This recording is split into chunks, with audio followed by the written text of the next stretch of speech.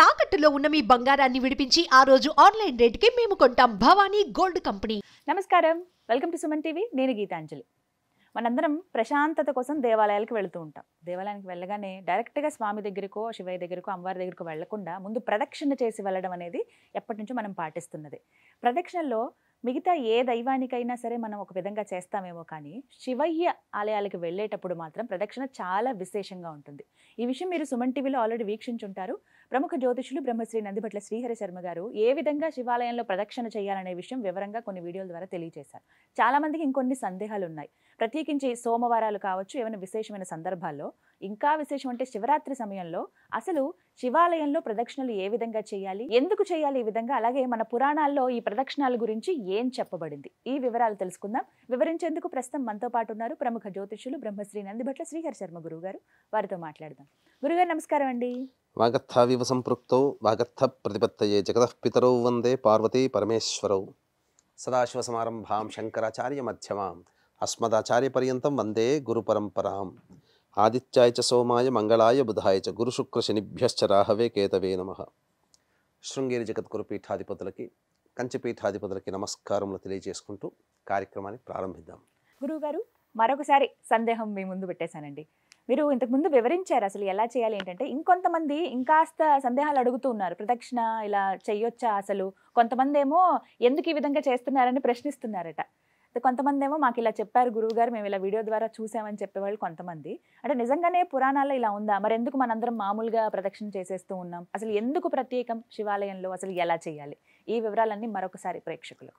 తప్పకుండానమ్మా, ఇటువంటి ఈశ్వరునికి సంబంధించినటువంటి అనుగ్రహాన్ని అందరికీ మళ్ళీ ఇంకొకసారి అందించాలనేటువంటి యొక్క సత్సంకల్పం మీకు ఉండడం, ఇందులో భాగంగా ఇటువంటిది మళ్ళీ తెలియచేయాలన్నా కూడా ఆ పరమేశ్వరుని యొక్క దివ్య అనుగ్రహం, శివాజ్ఞ లేనిదే చీమైన కుట్టదు.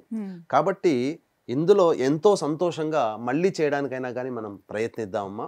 ముఖ్యంగా మనకు ఏ దేవాలయానికి వెళ్ళినా ఆ దేవాలయంలో ప్రదక్షిణలు అనేటువంటివి చేసిన తర్వాత లోపల ఉన్నటువంటి దైవాన్ని మనం దర్శనం చేసుకుంటాం. కాకపోతే ఏ దేవాలయానికి లేనటువంటి విభిన్నమైనటువంటి ప్రదక్షిణ విధానము శివాలయానికి ఉంది. కాబట్టి శివాలయానికి ఎప్పుడు వెళ్ళినా, ఏ రోజులో వెళ్ళినా, మనసు పుడితే అందరూ ఆ టైంకి వెళ్ళిపోతారు. శివయ్య నువ్వు తప్ప ఇంకా వేరే దిక్కు లేదయ్యా అని చెప్పేసేసని ఆర్ద్రతమైనటువంటి హృదయంతో తమ ఆర్తనాదాన్ని ఆ ఈశ్వరునికి వినిపించడం, తద్వారా పరమేశ్వరుని యొక్క అనుగ్రహం వల్ల సమస్య తీరడం అనేటువంటిది అనేక మంది జీవితాల్లో జరిగినాయి, జరుగుతున్నాయి, జరగబోతాయి కూడా.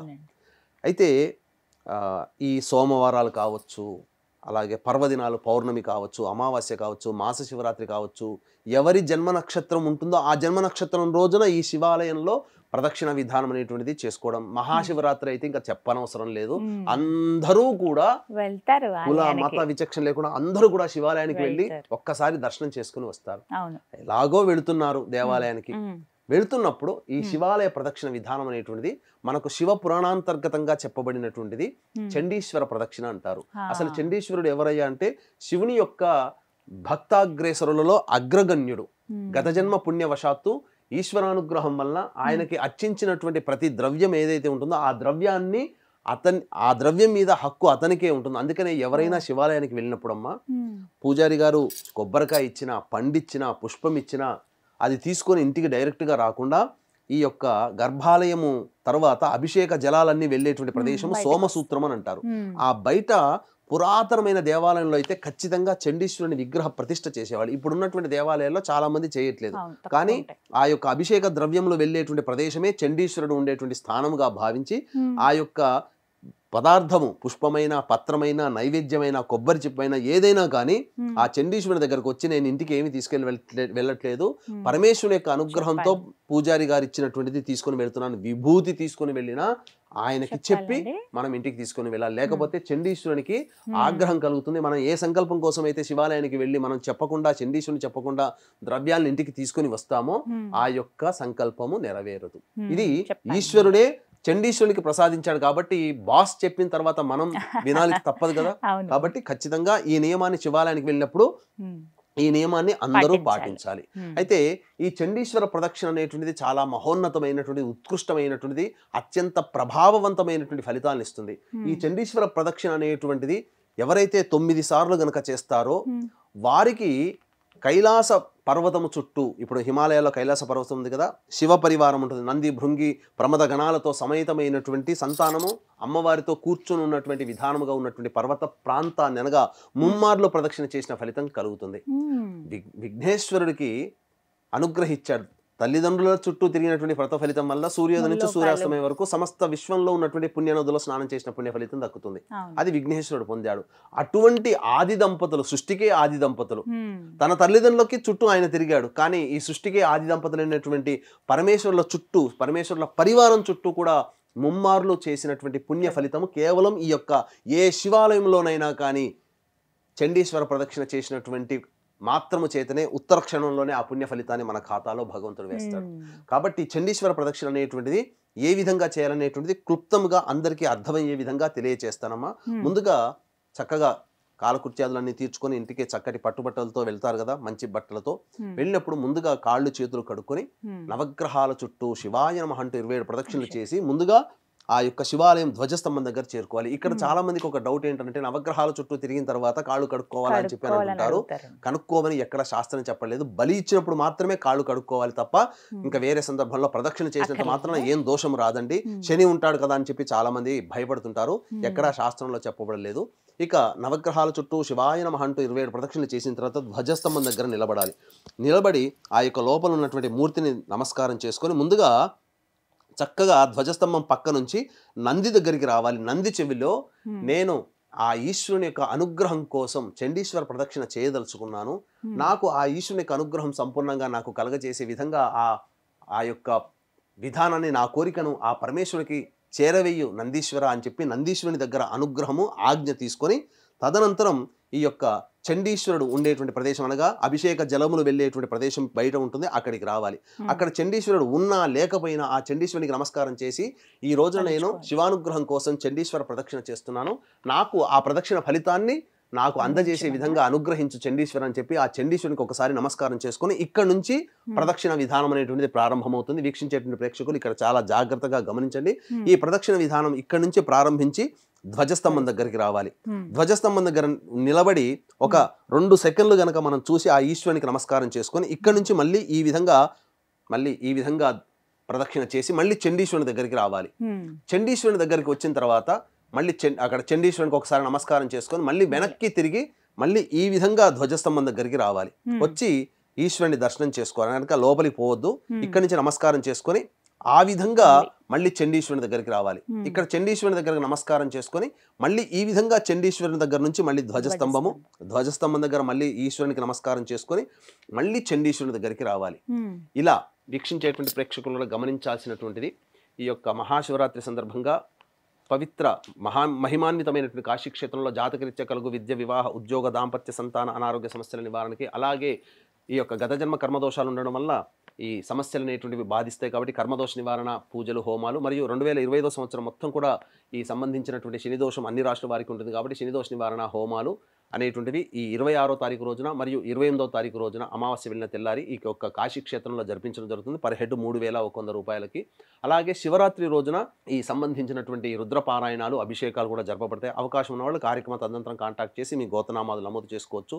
మీ యొక్క సంకల్పం ఏదైతే ఉంటుందో వచ్చే శివరాత్రి కల్లా మీ యొక్క సంకల్పం ఆ పరమేశ్వరు యొక్క దివ్యానుగ్రహం వల్ల తీరుతుంది అని చెప్పడంలో ఏమాత్రం సందేహం లేదు.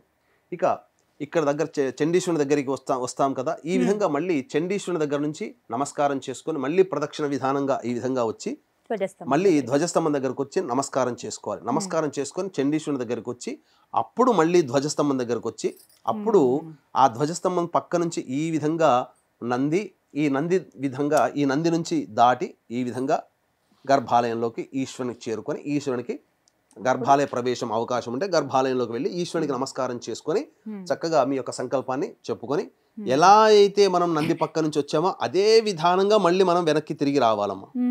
చాలా మంది చేసేదంటే ఇక్కడ నందికి ఎదురుగా నిలబడి ఇలా వచ్చేసేస్తారు బయట. కానీ నంది కోరుకున్నటువంటి కోరిక ఏంటంటే సదా నిన్ను ధ్యానించే అవకాశాన్ని నన్ను కల్పించమని అన్నారు. కాబట్టి శివలింగానికి ఎదురుగా ఎప్పుడు నంది ఉంటాడు, ధ్యాన నిమగ్నుడై ఉంటాడు. కాబట్టి ఆ మధ్యలో మనం గనక వెళితే డిస్టర్బ్ అవుతుంది. కాబట్టి నందీశ్వరునికి ఆగ్రహం కలుగుతుంది. తద్వారా శివాలయంలో ఏ కోరిక కోసం అయితే శివాలయంకి వెళతామో ఆ శివుడు కూడా ఏమీ చేయలేడు. నందీశ్వరుడి యొక్క ఆగ్రహం వల్ల రావణాసురుడు కూడా కైలాస పర్వతం లోపలికి వెళ్ళలేకపోయాడు కదా, నందీశ్వరునికి ఆజ్ఞ లేనిదే. అవును. కాబట్టి నందికి కోపం కలిగించకుండా ఆ విధంగా వెనక్కి తిరిగి ఇంటికి రావాలమ్మా. ఈ విధంగా ఎవరైతే చేస్తారో, ఈ విధంగా అంటే సింపుల్ గా ఏమీ లేదమ్మా. సింపుల్ గా చెప్పాలంటే చండీశ్వరుని దగ్గర నుంచి ప్రవేశం చేసి ఈ విధంగా ఒకటి మళ్ళీ వెనక్కి చండీశ్వరిని దాటకూడదు అంతే కదండి.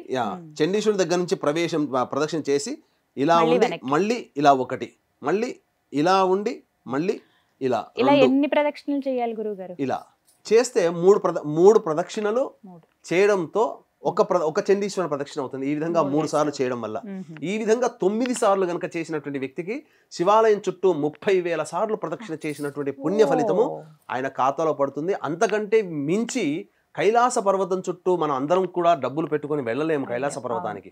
కాబట్టి కైలాస పర్వతం చుట్టూ ప్రమద గణాలతో సమేతమైనటువంటి కుటుంబ పరివారతో సమేతమైనటువంటి పరమేశ్వరుని యొక్క పర్వతం చుట్టూ ముమ్మార్లు ప్రదక్షిణ చేసిన పుణ్య ఫలితం చండీశ్వర ప్రదక్షిణ వల్ల కలుగుతుంది. కాబట్టి మనకు సన్యాసులైతే ఒక ప్రదక్షిణ ఒక విధంగా, గృహస్థులు సవ్యాపసవ్యంగా తిరగవచ్చని చెప్పబడి ఉంది. కాబట్టి చక్కగా ఈ విధానాన్ని వీక్షించేటువంటి ప్రేక్షకులు అందరూ గమనించుకుంటే చండీశ్వరుని దగ్గర నుంచి ప్రారంభమై చండీశ్వరుని దగ్గర రావడానికి ఒకటి, ఆ విధంగా మళ్ళీ 2, 3 అంతే.